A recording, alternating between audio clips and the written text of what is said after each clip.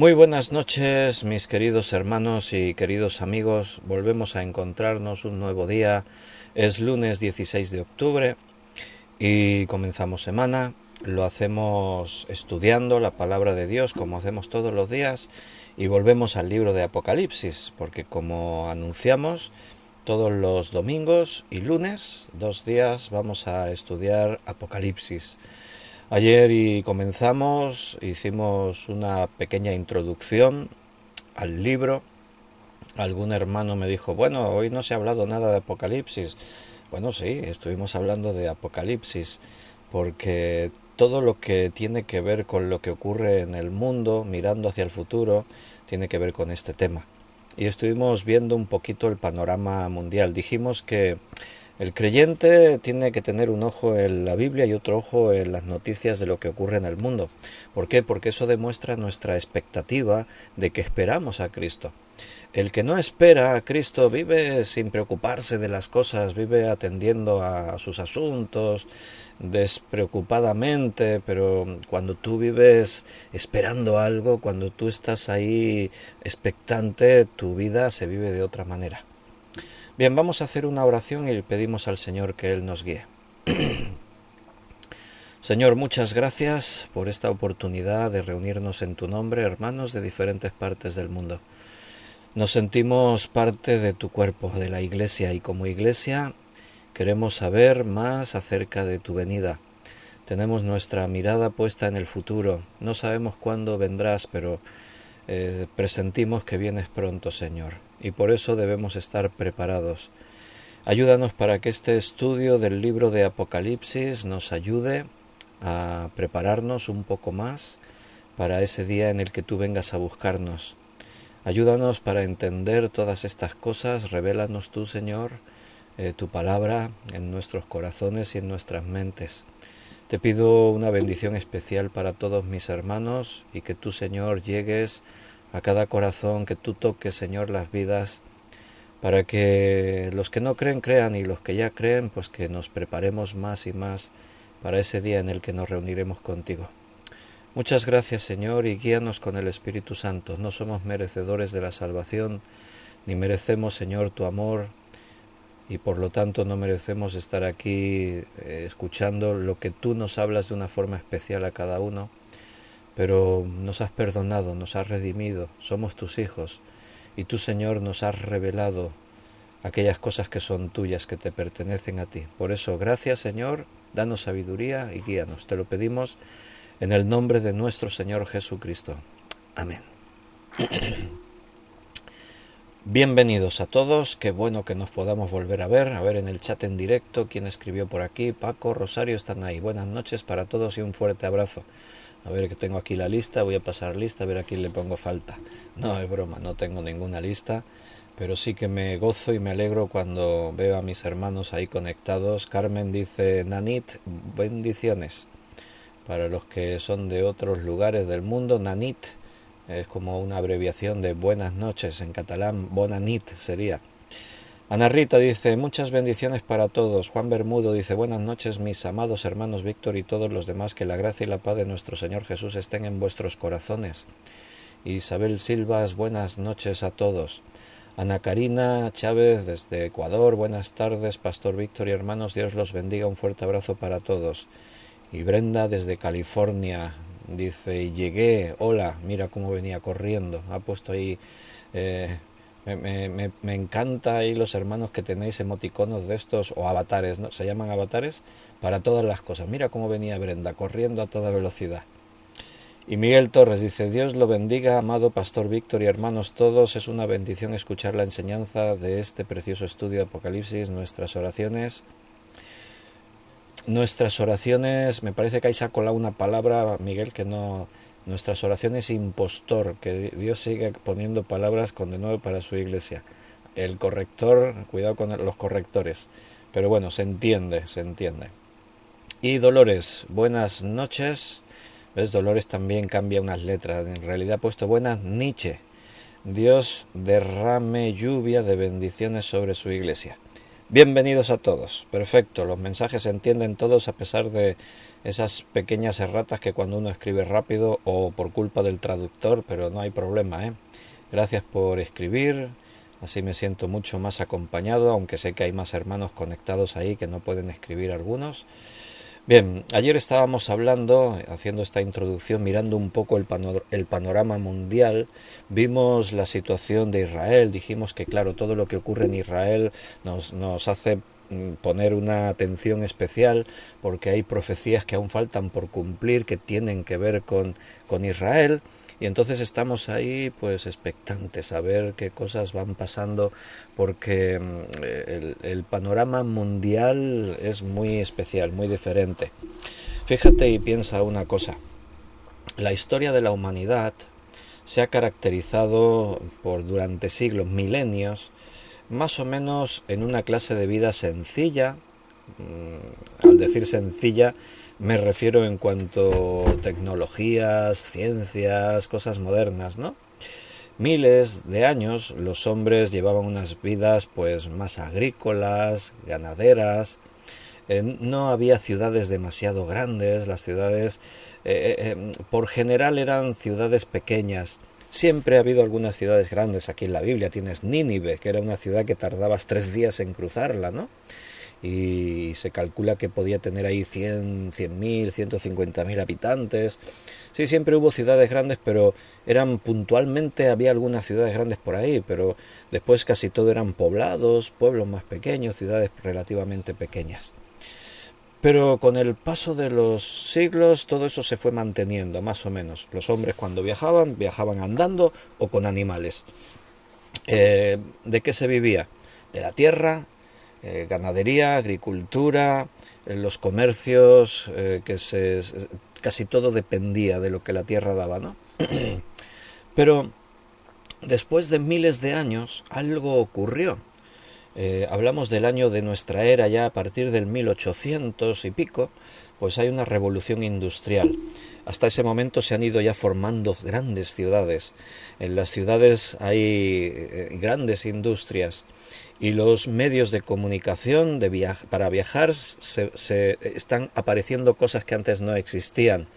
El ferrocarril fue uno de los primeros avances en la manera de viajar, de desplazarse, pero después se inventaron los automóviles, por barcos. Los barcos existen ya desde mucho antes, desde tiempo atrás, porque para poder cruzar los mares y océanos, pues ya desde los tiempos muy antiguos había barcos, pero ya está, o sea, no había otros medios. El ferrocarril y los vehículos ya a motor, el automóvil, y ya cuando llegamos a la era de la aviación, los aviones, bueno, hubo una grandísima revolución en cuanto a todo lo que es la industria, la tecnología, y después ya llegamos a la informática, la era de los ordenadores, de los computadores. Yo a veces me he preguntado, y bueno, socialmente hay estudios sobre eso, ¿vale? Pero esos estudios tampoco nos dan una respuesta a la pregunta, ¿por qué no ocurrió antes esa revolución industrial y tecnológica? ¿Por qué no antes? O sea, porque no es que fue un crecimiento gradual. En un siglo se llegó más arriba, otro siglo más arriba, otro siglo más arriba. No, durante siglos, durante milenios, el mundo era bastante igual a 1000 años antes que 1000 años después. Pero hubo un momento en el que ocurrió algo que en pocos años, en un par de siglos, algo ocurrió y se disparó todo. Y yo siempre me he preguntado por qué no ocurrió antes, por qué precisamente en esta era cercana a donde vivimos todos nosotros. Ya digo, hay estudios por ahí que hablan de algunas cosas, pero igual que ocurrió ahora, podía haber ocurrido hace 1000 años atrás o 2000 años atrás. No es que ahora los hombres son más listos que entonces. No, yo si tuviera que opinar diría que ahora son más torpes que antiguamente. Pero bueno, no vamos a entrar en ese tema, en ese debate. Pero sin duda la Biblia nos enseña que Dios controla los tiempos y que Dios es el que está por encima de todo lo que ocurre. Podría parecerle al ser humano que es el ser humano el que toma las decisiones, pero no te olvides que todo lo que el ser humano decide y todas las cosas que se hacen en este planeta pasan por la supervisión de Dios. Si por los hombres y por el enemigo, por Satanás fuese, el mundo ya no existiría, estaría todo devastado y destruido, pero Dios tiene sus tiempos, y tú vas a leer en diferentes partes de la Escritura que te muestra esa verdad, esa realidad, que quien controla las cosas es Dios. Dios permite, Dios da libertad, pero Dios pone límites a la acción del hombre y de Satanás en el mundo, porque Él tiene sus propósitos, sus planes y los va desarrollando. Entonces, si Dios permitió esta revolución industrial, tecnológica, informática, es porque es por algo. Y evidentemente es algo distinto al resto de toda la historia de la humanidad.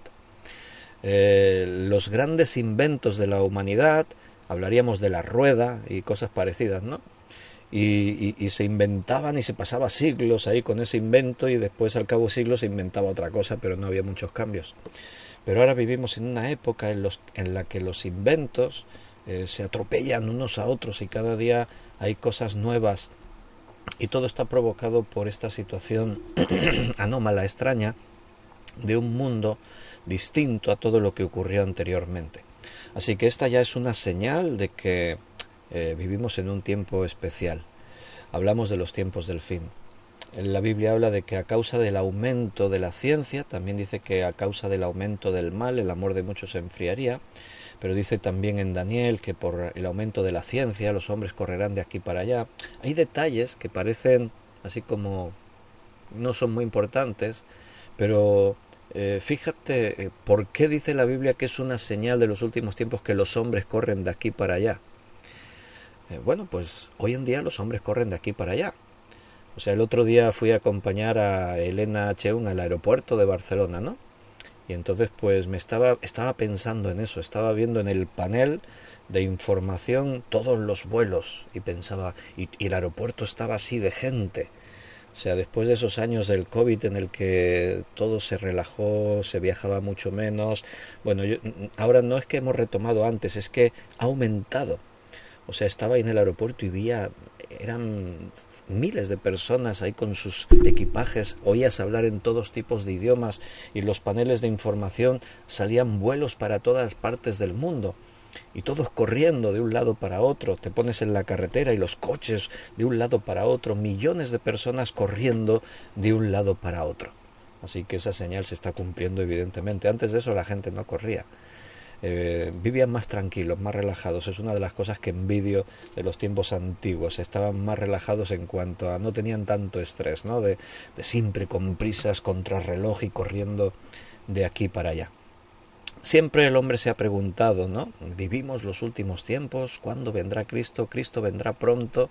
Y hubo momentos en la historia en los que los cristianos dijeron, ¡ay, ya viene Cristo, estamos en los tiempos del fin! Cuando ocurrieron cosas grandiosas, cosas terribles, cuando pasaron cosas que no era lo habitual, como por ejemplo la Primera Guerra Mundial o la Segunda Guerra Mundial. Cuando pasaron cosas así, los cristianos dijeron, Cristo viene pronto. Si tú estabas ahí en mitad de un país en guerra y sabías que la guerra era mundial y que estaban muriendo millones de personas por todas partes, bueno, pues inevitablemente tú hubieses pensado, estamos en lo último, Cristo viene ya a buscarnos.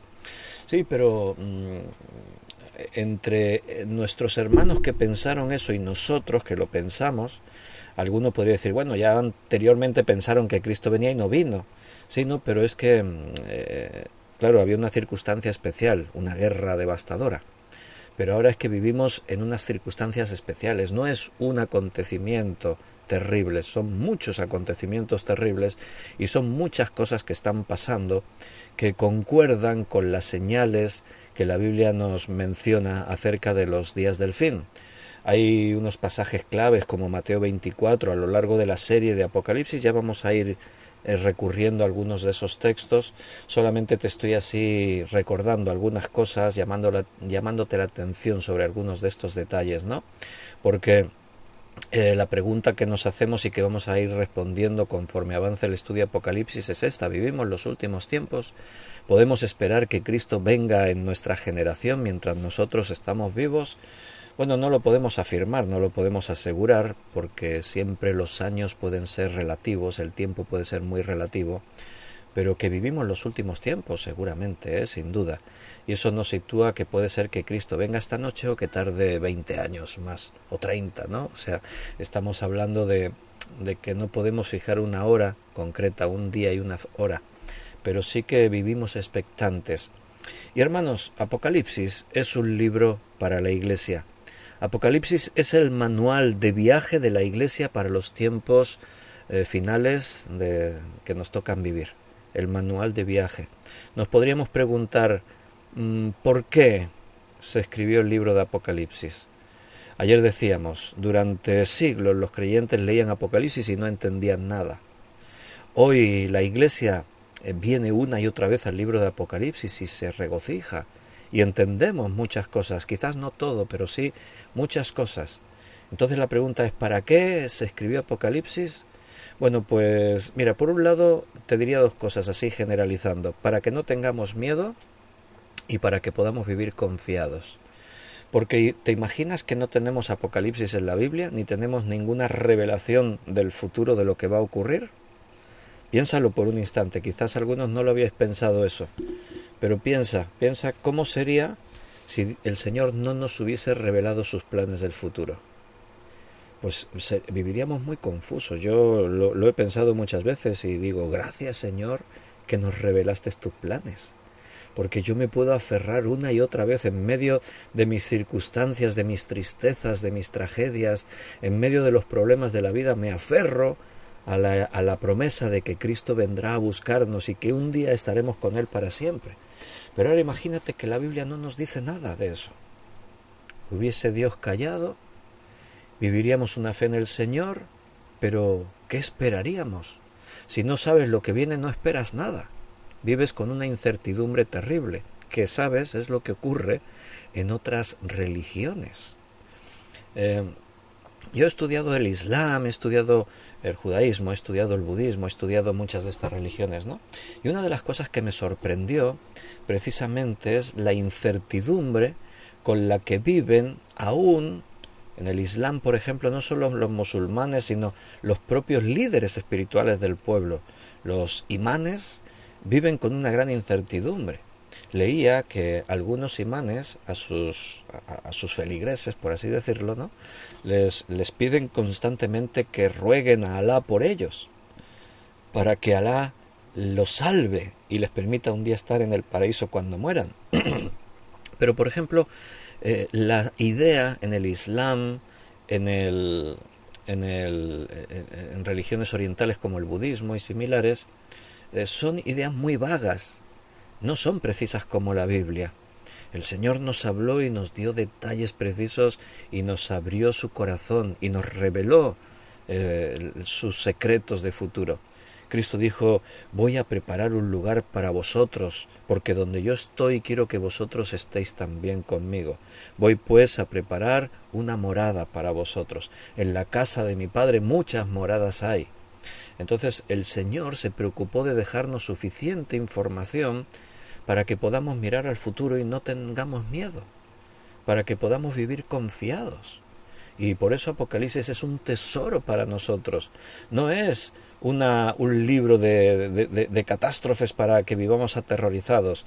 Sí, claro, Apocalipsis habla de las catástrofes que ocurrirán en el tiempo del fin, pero no es un libro de malas noticias, es un libro de buenas noticias, porque habla de nuestro futuro y nuestro futuro es glorioso.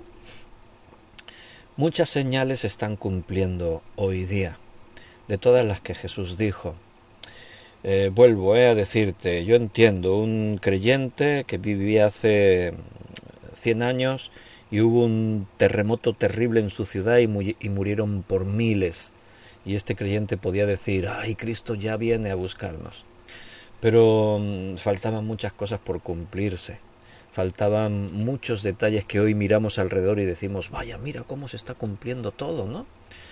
Siempre ha habido terremotos, siempre ha habido guerras, ya que hemos mencionado esas dos cosas. No hace mucho yo preguntaba en la iglesia, un domingo en la predicación, pregunté, ¿sabéis cuántos conflictos armados hay en el mundo actualmente? Y los hermanos por ahí pensando, algunos mencionaron 2, 3, 4 conflictos armados. Yo dije, creo que hay como 16 o 17 conflictos armados, pero ayer miré en internet para actualizar a ver ese dato, a ver cómo están los conflictos armados, y resulta que las noticias en diferentes medios de comunicación dicen que repartidos por todo el globo terráqueo actualmente hay al menos 25 conflictos armados de dimensiones variables. Vaya, yo pensé, vaya, han aumentado del último dato que yo una vez miré, que eran 17 o 18, algo así. 25 conflictos armados en el planeta. Es interesante la forma en la que Jesús dijo que habría guerras, porque no dijo solo habrá guerras, dijo habrá guerras y rumores de guerras. Y durante muchos años los creyentes se podrían haber preguntado ¿qué quería decir Jesús con eso de rumores de guerras? Si miramos para atrás en la historia de la humanidad siempre ha habido guerras, pero la gran mayoría de guerras se conocieron por sus nombres. O sea, hablamos de las guerras de Napoleón, la guerra de los 100 años, hablamos de todas las guerras, las dos grandes guerras mundiales, la guerra de Vietnam, la guerra de Corea, la guerra... siempre a las guerras se les llamó por su nombre. Y, y últimamente estuvo la guerra de los Balcanes, pero es que actualmente sí podemos mencionar la guerra de Rusia con Ucrania, la guerra de Israel con Palestina. Podemos referirnos a algunas guerras, pero decimos 3, 4, pero 5, 6, no sé, como mucho, pero ya te quedas ahí diciendo 25 conflictos armados. Sí, yo sé, he oído rumores de guerras, he oído, pero no sé. Si yo te dijese hay una guerra en Aceh, y tú dices, ¿y eso dónde está? Bueno, pues está en la zona de Indonesia, en la isla de Sumatra. Ahí hay una guerra. Dice, pues no lo sabía, ¿ves? Yo tampoco, lo he tenido que buscar en internet. Sabemos que hay conflictos armados en Afganistán, en Argelia, en Burundi, en el Congo, en Costa de Marfil, en Eritrea, Etiopía, en el Yemen, en Irak, en Libia, en Cachemira, en Kurdistán, en Nepal, Nigeria, República Centroafricana, Siria, Somalia, Sudán, Uganda, en fin, aparte de las que hemos dicho ya que conocemos, ¿no? Israel, Palestina, Rusia, Ucrania. O sea que es interesante que hoy hay guerras y rumores de guerras. Y lo mismo en otras cosas, ¿no? Como decir, siempre hubo terremotos. ¿Por qué dijo Jesús que habrá terremotos si siempre hubo? Bueno, pues porque cada vez hay más terremotos, más seísmos. ¿Sabéis cuántos terremotos van en lo que llevamos del 2023? Y la cifra que tengo es de hace unos pocos días, o sea que a día de hoy seguramente la cifra ya aumentó. ¿Sabéis cuántos terremotos ha habido desde que comenzó en enero del 2023? Estamos a 16 de octubre. Bueno, pues si contamos todos los terremotos, hasta los de 2-3 grados en la escala de Richter, pues son incontables. Pero te voy a mencionar los más grandes, los más numerosos. De momento este año no ha habido ninguno que sobrepase los 7 grados. Perdón, los 8 grados en la escala. En años anteriores sí ha habido unos cuantos. De más de 7 grados, entre 7 y 8 grados, ha habido 16 seísmos. De entre 6 y 7 grados ha habido 101. De entre 5 a 6 ha habido 1171. Y de entre 4 y 5 grados ha habido 10.372. Y ahora ya bajando de 4 grados, se disparan en centenares de miles de seísmos alrededor de todo el planeta. Desde que se contabilizan los seísmos, desde que hay estadísticas y se cuentan los seísmos a nivel global, ha habido siempre una progresión ascendiente, cada vez hay más. O sea que se está cumpliendo la profecía, habrá terremotos. ¿Cuál ha sido el terremoto más mortífero este año? ¿Quién lo sabe? A ver si alguien se acuerda o le consta haberlo escuchado en televisión, las noticias. Yo te confieso, me hice la pregunta y yo pensaba, bueno, ahora hubo el de Marruecos y el de Afganistán. El de Marruecos se cobró la vida de alrededor de 3.000 personas murieron en el terremoto de Marruecos. El de Afganistán aún rescatan cadáveres porque hay poblados por ahí que están por ahí, ¿no? Y se han cobrado la vida de unos 1.400 personas. Mira, Neftalí dice Marruecos. Pues yo estaba ahí tratando de recordar, ¿ha habido algún terremoto este año más mortífero? Y no recordaba. Entonces busqué en internet las noticias, ¿no?, de este año. Y entonces me di cuenta, digo, claro, el de Turquía, ¿cómo se me había olvidado ya? Eh, ¿Sabes por qué? Es que no le prestamos ya mucha atención. Hace 10, 20 años, 30 años atrás, había un terremoto y se pasaban semanas en las noticias hablando de eso, hablando de eso, hablando de eso. Y entonces eso se te quedaba aquí grabado en la mente ya, porque decías, wow, qué terrible ese terremoto. Miguel dice, en Haití, sí, en Haití también hubo alguno importante. Pero el más devastador este año, hablo 2023, antes del 2023 ha habido más mortíferos y devastadores. Ocurrió el 6 de febrero de este año en Turquía y murieron 60.000 personas. Se dice pronto, 60.000 personas. Y yo ya ni me acordaba. Y como veo, vosotros tampoco os acordabais. O sea, eso me dice que ya no le prestamos tanta atención a las guerras, a los terremotos y a esas señales de las que Jesús habló. ¿Por qué? Porque ya son demasiado cotidianas, así que esos son señales. Esos son señales que se están cumpliendo. Y Jesús dijo, igual que veis que la higuera cuando brota, cuando está ya saliendo sus hojas, decís el verano se acerca, cuando veáis estas señales, decid, la venida del Hijo del Hombre está a las puertas. Entonces, las señales están. Cristo viene pronto. El pronto es un poco incierto, es relativo, pero es pronto. Entonces, decir pronto quiere decir que podría ser en cualquier momento. Decir que Cristo viene pronto es decir en cualquier momento. Puede ser esta noche, puede ser dentro de unos años, no sabemos. Pero el Señor viene pronto. Y hermanos, pensar de esta manera es muy bueno para nosotros porque nos hace vivir con esa expectativa. El que no espera a Cristo vive relajado, no se preocupa. Por eso la Biblia, por eso el Señor nos quiso dejar esta actitud expectante de vigilia, de estar velando. El Señor nos llama una y otra vez a estar velando porque no sabéis el día y la hora. Dice que vendrá como ladrón en la noche cuando menos lo esperéis. Y por eso hay parábolas que hablan de las 10 vírgenes, que hablan de la venida de Jesús y bueno, la Biblia nos provoca esa actitud de vigilancia, porque como no sabemos el día y la hora, pero sí, conforme avanzamos, vemos que se acerca, eso nos ayuda a vivir con la mirada puesta en la venida de Jesús. Apocalipsis es un estudio que la iglesia de este tiempo tiene que ir haciendo de vez en cuando. Por eso esta es la tercera vez que estudiamos Apocalipsis, porque se nos olvida y porque estudiarlo nos ayuda a desprendernos un poco más de las cosas de este mundo, porque abrir la palabra y leer lo que nos dice de la venida de Jesús y del fin de los tiempos nos hace tomar conciencia de que nuestro lugar no es este mundo, es lo que viene, pertenecemos al reino de los cielos y que queda poco tiempo. En cualquier caso la vida pasa rápido, no sé por qué a veces nos obsesionamos tanto con hacer tesoros en la tierra, cuando todo va a perecer y todo va a quedar ahí, todo quedará atrás. Bien, tienes abierta tu Biblia en Apocalipsis 1, vamos a recordar lo que dice el versículo 1.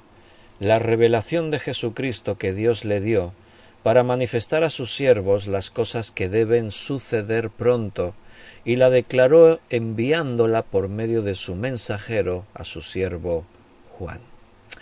Ayer ya dijimos que la palabra revelación es la palabra griega apocalipsis. Ahí nosotros cuando decimos apocalipsis pues estamos hablando en griego, decimos la palabra griega. Recuerda que significa revelación. Por eso otras versiones, en lugar de Apocalipsis, dice la revelación de Jesucristo. Así empieza el versículo. La revelación de Jesucristo. Son dos palabras compuestas. Apo y calipsis. Y literalmente significaría eso. Correr el velo. Desvelar algo que estaba oculto. Porque esta palabra aparece aparece en muchos textos del Nuevo Testamento. ¿Lo sabías? O sea, lo que pasa es que el traductor utilizó la palabra, revelar o descubrir o algo así. Pero está en muchos lugares. Por ejemplo, Gálatas 2.2. Mira lo que dice en Gálatas 2.2. Pero subí según una revelación. Ahí está. Esa es la palabra griega apocalipsis. Si tú la leyeses así en griego dirías, pero subí según una apocalipsis. O sea, pero ahí se tradujo por revelación, una revelación, y para no correr o haber corrido en vano, expuse en privado a los que tenían cierta reputación el evangelio que predico entre los gentiles. O por ejemplo, aquí mismo en Gálatas capítulo 1, versículo 12. Pues yo ni lo recibí ni lo aprendí de hombre alguno, sino por apocalipsis de Jesucristo, dice ahí. Sino por revelación de Jesucristo. O si miras en 1 Corintios 14:6, ahora pues, hermanos, si yo voy a vosotros hablando en lenguas, ¿qué os aprovechará si no os hablare con apocalipsis? Dice ahí, con revelación, o con ciencia, o con profecía, o con doctrina. Entonces son muchos textos en el Nuevo Testamento, que sabes que está escrito en griego, en el que la palabra apocalipsis aparece, Romanos 16:25, y al que puede confirmaros según mi evangelio y la predicación de Jesucristo, según la revelación del misterio que se ha mantenido oculto desde tiempos eternos, según la apocalipsis, dice ahí. O Efesios 3:3, que por revelación me fue declarado, que por apocalipsis me fue revelado, ¿no? Entonces, ¿por qué la gente cuando habla de apocalipsis lo ve todo tétrico, oscuro, la muerte por todas partes, y ya esa palabra se usa para esos términos? Esto va a ser un apocalipsis. No son conscientes que están diciendo esto va a ser una revelación. Ahora ha tomado una connotación negativa la palabra apocalipsis. Pero repito, para nosotros no. Para nosotros esto no es nada negativo, sino que es algo que te tiene que provocar gozo, esperanza, te tiene que provocar una actitud de estar alerta, vigilante y anhelando la venida de Cristo. El Señor nos ha querido revelar todas estas cosas. El Señor dijo en el Evangelio de Juan, capítulo 15, versículo 15, ya no os llamaré siervos, porque el siervo no sabe lo que hace su Señor, pero os he llamado amigos, porque todas las cosas que oí de mi Padre os las he dado a conocer. Un esclavo no sabe nada de lo que su amo planea hacer, de los negocios de su amo, de los planes de futuro, porque es un esclavo. Y el esclavo está para trabajar, para servir y ya está. Entonces ningún señor que tenía un esclavo venía a su esclavo y le decía, mira, te voy a revelar mis planes, lo que yo pienso hacer, y te comparto las cosas más profundas, más íntimas. No, ninguno hace eso. Por eso Jesús decía, ya no os llamaré más siervos. No encajáis en el perfil de siervo, porque el siervo no sabe lo que hace su señor. Os voy a llamar amigos. ¡Qué honor! O sea, que Jesús me llame amigo. No sé cuántos amigos tienes y si tienes buenos amigos.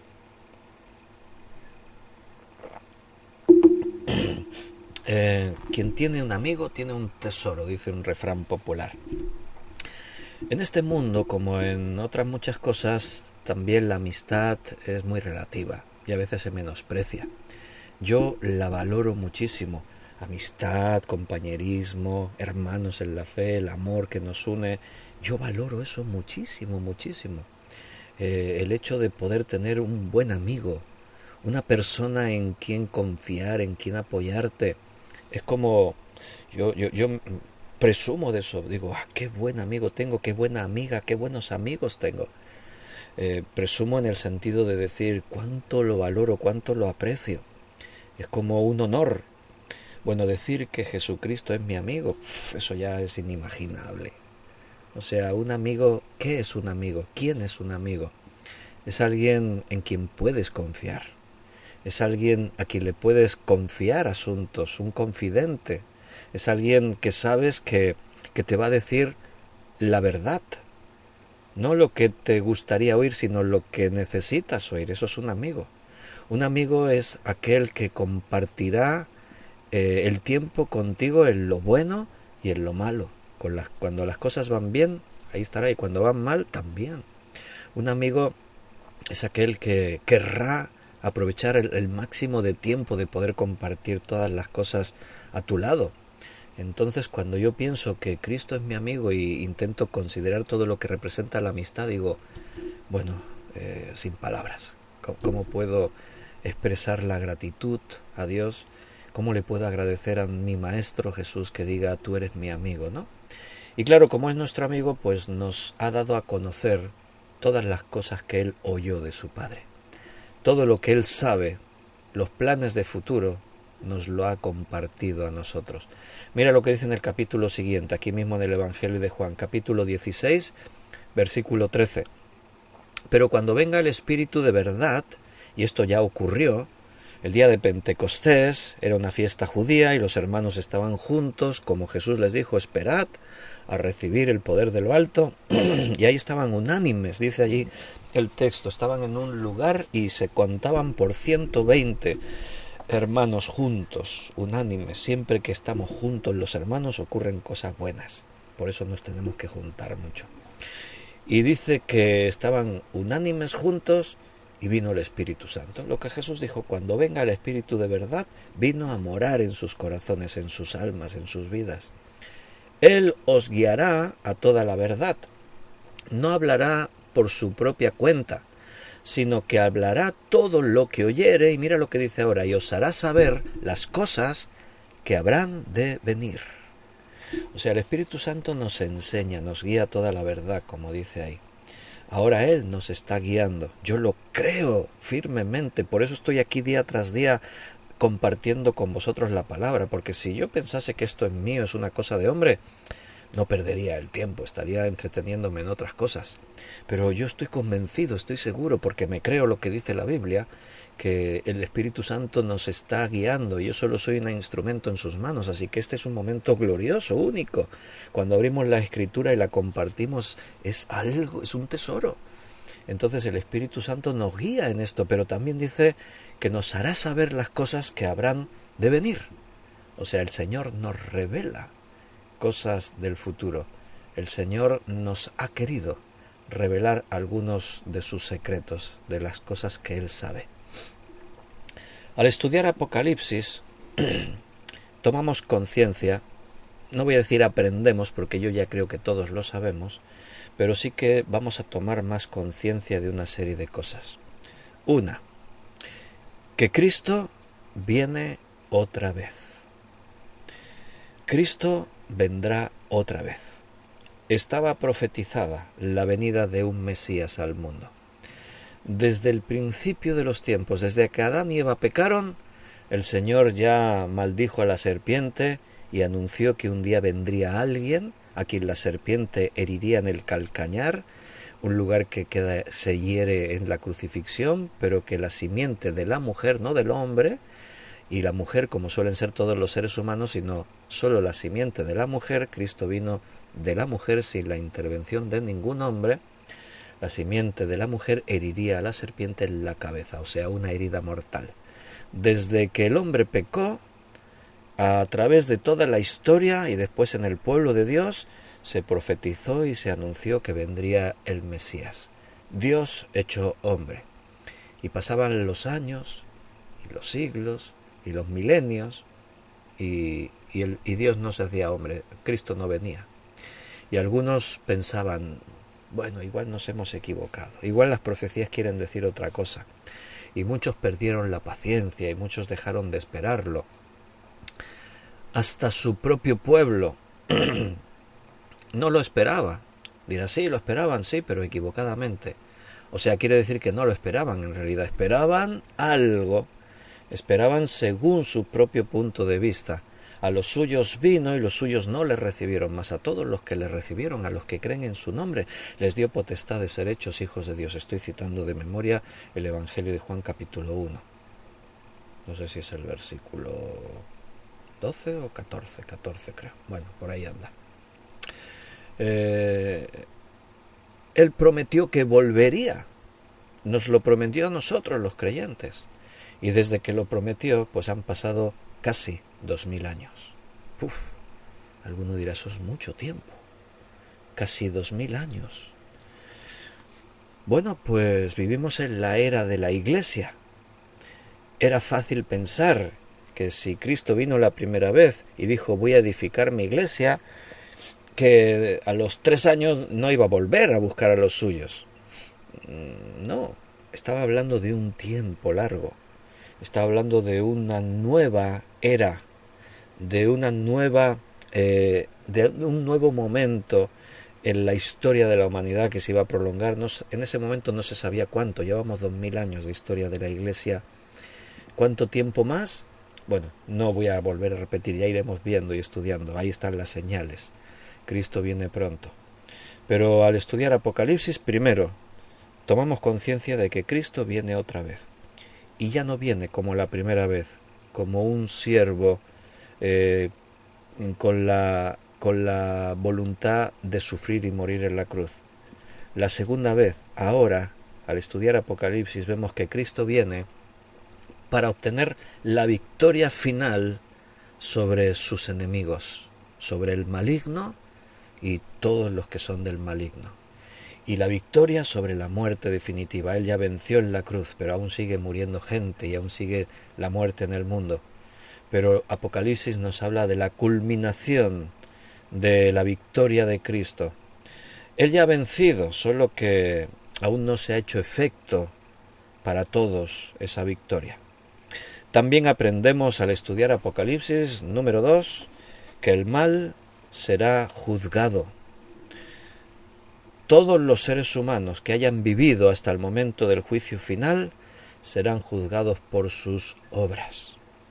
Quiere decir que cuando escuches alguna vez a alguno decir que Dios no es justo porque permite tanta maldad en el mundo, deberías recordarle algo. Dios permite la maldad porque te ama. Porque hay maldad en todos los seres humanos. El que dice Dios es injusto porque permite que ocurran tantas cosas malas en el mundo, no es consciente que si lo que pretende es decir Dios tendría que eliminar la maldad en el mundo, el que habla así ya no existiría, estaría eliminado. Entonces la Biblia nos dice que Dios es justo y hará justicia en su tiempo. Todas las obras de los hombres van a ser juzgadas, todas. Nada quedará oculto, dice la Biblia que no hay nada oculto que no vaya a salir a la luz. Todo va a quedar expuesto ante los ojos de aquel que ve todo y sabe todo. Y nuestro Padre Celestial, como juez supremo, juzgará a todos según sus obras. Los que hayan creído en Jesucristo, ese juicio no tiene efecto sobre ellos, porque nosotros ya no somos juzgados según nuestras obras, nuestros pecados han sido borrados por medio del sacrificio de Jesús en la cruz. En tercer lugar, al estudiar Apocalipsis, vamos a aprender que los muertos resucitarán para ser juzgados. Sí, ya lo he dicho, pero he dicho el mal será juzgado, el mal en todas sus formas. Y los hombres, vamos a puntualizarlo así, todos, habrá una resurrección. No es que los que murieron están ahí por ahí en espíritu, unos con Cristo en el paraíso y otros en el Hades en tormentos. No, habrá una resurrección global. La primera resurrección, ahora yo estoy aquí enumerando cosas, pero después ya vamos a ir entrando en profundidad y vais a tener los textos. Hay una primera resurrección. Esa primera resurrección es cuando Cristo viene a llevarse su iglesia. Después la Biblia habla de una segunda resurrección. La segunda resurrección ocurre al final del libro de Apocalipsis, cuando todos los hombres y mujeres, dice allí que todos los sepulcros entregaron sus muertos, el mar entregó sus muertos, todos resucitaron para ser juzgados, porque el ser humano vivirá para la eternidad. Todos los seres humanos vivirán eternamente, pero unos vivirán en una muerte eterna y otros vivirán con un cuerpo glorificado, glorioso, en una nueva creación maravillosa que Dios hará. Entonces, los que sean juzgados según sus obras, para juzgar el mal que hemos dicho en el punto 2, en el punto 3 decimos, los muertos resucitarán para ser juzgados. Todos resucitarán, se postrarán ante el trono de la gracia, del juicio final, y ahí, según las obras de cada uno, todos van a ser juzgados. ¡Qué terrible escena! Más que el fuego que cae del cielo y todo en Apocalipsis, la peor escena de Apocalipsis es ese momento, en el que todos aquellos que no se hallen inscritos en el libro de la vida serán arrojados al lago que arde eternamente, para siempre. En cuarto lugar, al estudiar Apocalipsis vamos a ver que hay una esperanza futura para todos los creyentes. O sea, no vivimos con la incertidumbre, como antes dijimos, ¿no?, de no saber qué ocurrirá. El Señor nos ha dicho qué ocurrirá. No nos ha dado todos los detalles.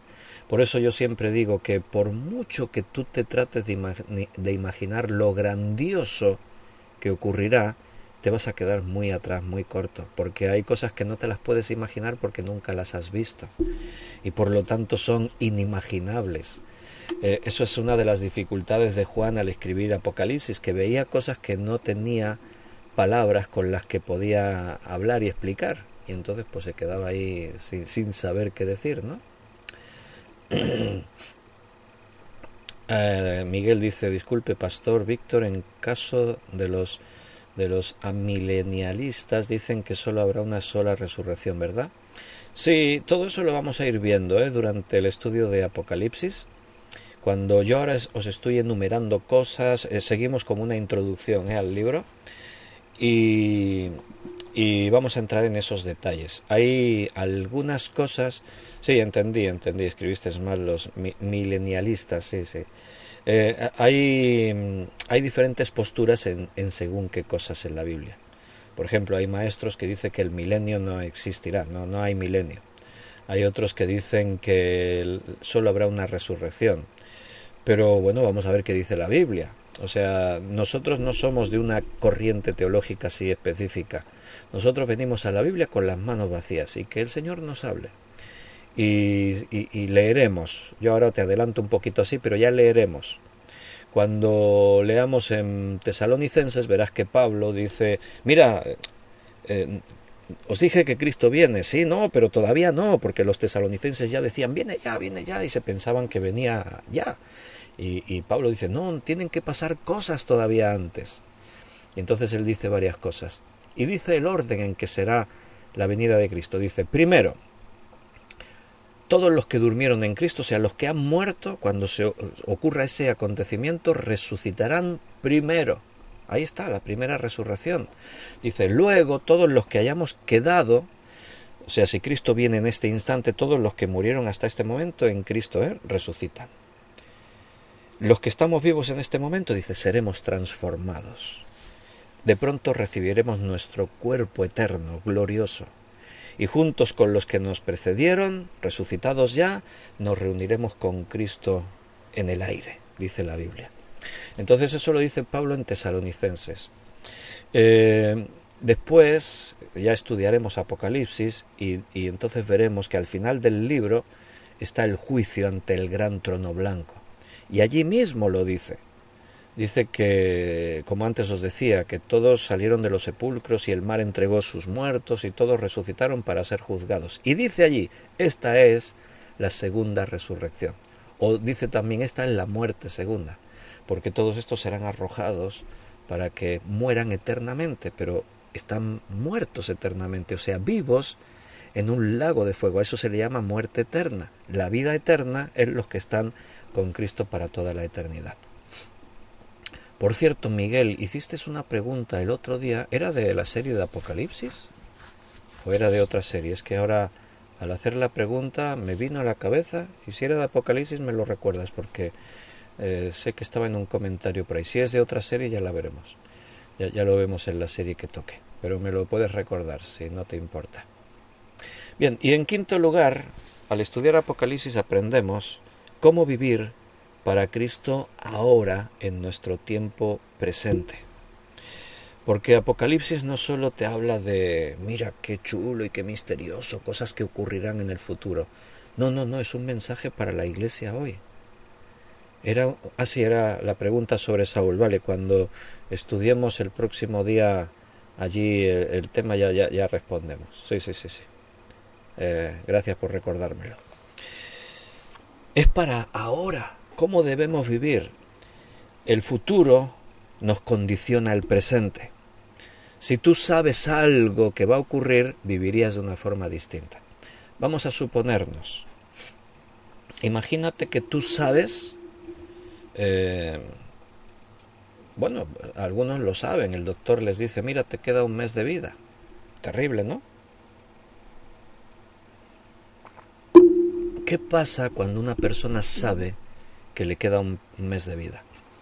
Bueno, una cosa es la esperanza, le hace pensar a esa persona que, bueno, quizás sea más de un mes, quizás pueda vivir más, quizás ocurra un milagro y me sane, quizás... Sí, pero ahora imagínate que tú supieses la fecha de tu muerte y tú supieses dentro de 15 días muero. ¿Verdad que estos 15 días que vivieses no iban a ser como si no supieses ese dato? Conocer el futuro nos condiciona el presente. Si nosotros supiésemos que, yo qué sé, son hipótesis, como el viajero del tiempo, que está ahí por internet, que tiene 600.000 seguidores, dijo que el 29 de este mes va a haber una tormenta solar que va a dejar al mundo entero sin electricidad. Para empezar, eso no es científico, porque una tormenta solar no afectaría a todo el mundo, afectaría solo a la parte que fuese golpeada por la tormenta solar, o sea que es un tipo que habla y ni siquiera tiene mucho conocimiento de lo que dice, ¿no? Y ha dicho muchas profecías, se supone que viene del futuro y sabe lo que va a pasar, pero no acierta ni una. Y o sea que me sorprende que sea tan popular y que la gente lo siga, ¿no? Pero bueno, ahora imagínate que lo supieses tú y dijeses el 29 de este mes nos vamos a quedar sin electricidad durante, vete a saber, meses, cuánto tiempo. ¿Cómo vivirías? Vivirías de otra forma. Harías cosas, almacenarías provisiones, te buscarías un generador de corriente, de gasolina, y almacenarías muchos litros de gasolina. O sea, conocer el futuro te condicionaría a vivir el presente. Por eso tenemos que estudiar Apocalipsis, por eso Dios nos reveló las cosas que han de suceder, para que nuestro presente ya no sea igual a que si no conociésemos todos esos detalles. O sea, por eso decimos que estudiar Apocalipsis nos enseña cómo vivir ahora en nuestro tiempo presente. El hecho de saber que todas estas cosas ocurrirán nos hacen ver las cosas de otra manera. Piénsalo, lo que te dije antes. Imagínate cómo sería nuestra vida si no supiésemos nada. Ni que Dios haría una nueva creación, ni que un día estaríamos con Él para siempre, que resucitarían todos los muertos. Pablo de hecho dijo, hermanos, no quiero que ignoréis acerca de estas cosas. Estaba hablando del pesar que había en muchos creyentes, creyendo ya que los que murieron no los veremos más. No quiero que penséis eso, porque todos los que durmieron en Cristo resucitarán. Tú sabes que dentro de el judaísmo, algunas sectas judías no creían en la resurrección, los saduceos, por ejemplo. Y tú dices, vaya, ¿y cómo puedes creer en Dios y no creer en la resurrección? Ignoraban lo que la Escritura dice. A ellos les dijo, erráis porque ignoráis las Escrituras. A los saduceos les dijo así Jesús, ignoráis las Escrituras. Conocían muchísimo de las Escrituras, se sabían parte de las Escrituras de memoria, pero las ignoraban. Las ignoraban voluntariamente, no querían saber según qué cosas. El Señor nos ha revelado muchas cosas y especialmente Apocalipsis para que sepamos vivir en nuestro tiempo. Por eso os hice énfasis, hermanos, es muy importante que podáis escuchar estos estudios de Apocalipsis, porque no solo es para la curiosidad de saber lo que ocurrirá, es que es un mensaje para la Iglesia hoy, para que sepamos vivir delante del Señor de la forma correcta. Ahí en ese versículo que hemos leído, el versículo 1 de Apocalipsis, dice que es la revelación de Jesucristo para nosotros. No es la revelación acerca de Jesucristo. Apocalipsis habla mucho de Jesucristo, pero es su revelación para nosotros, para que sepamos todas las cosas que debemos conocer, necesarias, como hemos dicho, para vivir nuestra vida. Por eso es una razón muy importante conocer esta revelación, porque es lo que el Señor ha querido que tú sepas. El Señor quiere que sepas estas cosas. Y nos encontraremos con algunas figuras y escenas que no entenderemos totalmente, pero vamos a entender un hilo argumental general, lo vamos a entender, y vamos a entender los mensajes que hay en el libro de Apocalipsis para nosotros.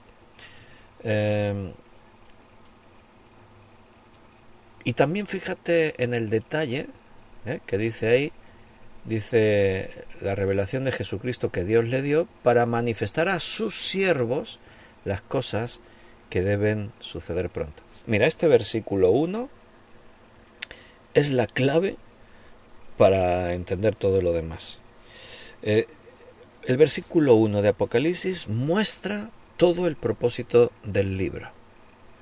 Dios quiere que entendamos que en este libro debemos saber acerca del futuro. Ahí está. Para manifestar a sus siervos. Por eso yo decía también ayer que en principio Apocalipsis es para creyentes.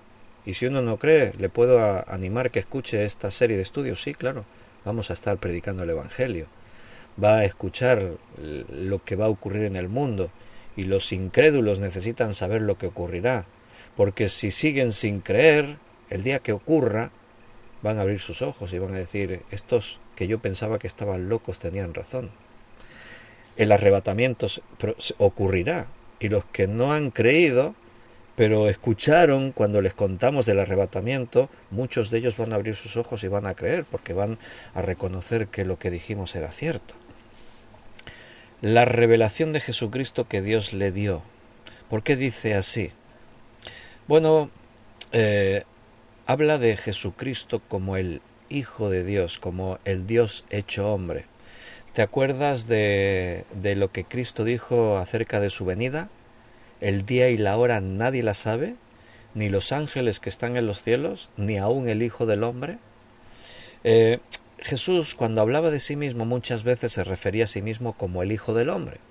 Y también algunos evangelistas hablaron de Jesús como el Hijo del Hombre. Cuando Cristo se hizo hombre, se despojó de su gloria, de su honra, de su parte divina. Eso implicaba de todo el poder, de todo el conocimiento. O sea, cuando Cristo se hizo hombre, vino como hombre. Y tú dices, sí, pero sanaba a los enfermos, resucitaba a los muertos. Sí, pero no lo hacía él, lo hacía Dios en él. Hay algunas escenas que dice, Padre, yo sé que siempre me concedes todas las cosas, pero para testimonio a estos, te estoy pidiendo esto. El Espíritu Santo vino sobre Jesús cuando fue bautizado. O sea, Él dejó su parte divina y se hizo hombre. Él es preexistente, no empezó una vida al nacer de María. Él ya existía, pero ahora existe en una nueva forma que nunca tuvo antes, como hombre. Entonces, como hombre, Él ni siquiera tenía el conocimiento del día y de la hora, porque no era Dios, era hombre. Sí, era Dios, sí, era el Cristo eterno, pero en este momento Él se condicionó a sí mismo. No era todopoderoso. El poder lo necesitaba de su Padre que estaba en los cielos. Esto es muy complejo para comprenderlo todo, lo aceptamos por fe. No te pido que lo entiendas, te pido que lo aceptes por fe y lo creas por fe. ¿Cómo Cristo pudo dejar de ser lo que era Dios para hacerse hombre? Bueno, en el fondo, en esencia, Él siempre fue Dios, claro. Pero en la tierra caminó como hombre. Y eso le limitaba, se cansaba, tenía hambre y si se daba un golpe le dolía. Y no tenía todo el conocimiento, tenía el conocimiento que le venía revelado por Dios. Y el día y la hora nadie la sabe. Por eso dice aquí la revelación de Jesucristo que Dios le dio. Cuando Cristo resucitó, volvió a tener la gloria, como él dijo, esa gloria que tuve contigo antes que el mundo fuese, le dijo al Padre. Entonces, Cristo está hablando ahora como ese Cristo al que conocimos como hombre. Juan le conoció en persona como hombre y Juan ahora tiene la revelación. Por eso él le está diciendo a Juan la revelación de Jesucristo que Dios le dio. Cristo era Dios, sí, pero ahora en este mundo él fue como un hombre. Te dejo el texto de referencia, Marcos 13, 32. Pero de aquel día y de la hora nadie sabe, ni aun los ángeles que están en el cielo, ni el Hijo, sino el Padre. Te dejo ahí el texto, por lo que sé que estáis ahí, los estudiantes que estáis ahí tomando notas. Si alguna vez me olvido de daros alguna referencia, algún texto, me lo pedís y os los dejo ahí. Bien, pues vamos a terminar por hoy, porque se nos ha hecho la hora. Veo que ya son las 10:05 y llevamos 1 hora y 3 minutos de estudio, así que tenemos que terminar. Sé que al comenzar una serie nueva y más como esta, se pasa más rápido, ¿no? Es como más interesante todo. Bueno, espero que ese interés siga los 120 o 130 estudios que quizás estemos con este tema, porque creo que Apocalipsis para nosotros es apasionante. Mis queridos hermanos, que Dios os bendiga. Si os surgen preguntas durante el tiempo que que estudiemos este libro, os mandaría deberes como estudiantes.